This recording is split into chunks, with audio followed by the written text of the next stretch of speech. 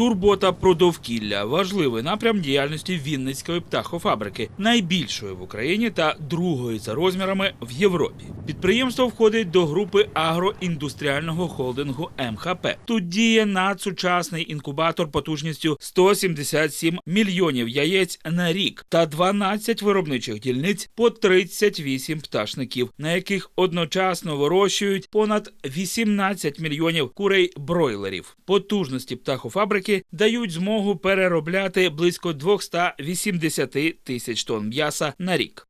Якщо ми в 2017 році випустили 270 тисяч тонн м'яса, то в 2020 році ми зможемо досягти 550 тонн м'яса за рік. От таких обсягів на сьогоднішній день немає жодного підприємства у світі.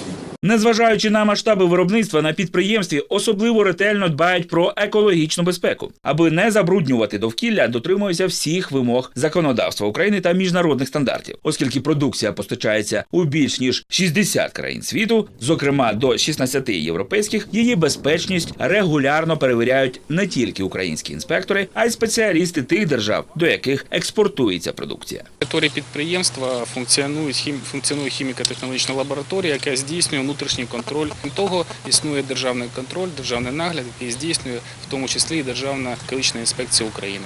Компанія постійно інвестує кошти в новітні технології та вдосконалює виробництво, зокрема очисні споруди, аби діяльність птахофабрики не шкодила довкіллю та людям. Наразі функціонує перша черга очисної станції, яка переробляє до 5,5 кубічних метрів стічних вод на добу. До неї надходить вода від забійного цеху, інкубатору та комбікормового заводу. Тут вона очищується від твердих домішок та жиру, проходить бактеріальне та механічне очищення вугільним та піщаним фільтрами. Після цього вода знезаражується та випускається в річку Південний Буг. Селектор – это тот сток, который к нам приходит для очистки, те сточные воды. Это аэротенк, это биомасса непосредственно уже с водой, которая у нас находится в аэротенке. Здесь она уже видно, вот буквально она свежая, только отобрали, то есть видно эту массу биологическую непосредственно наших бактерий. Ну и образцы воды, те, которые у нас после очистки после угольных и песчаных фильтров.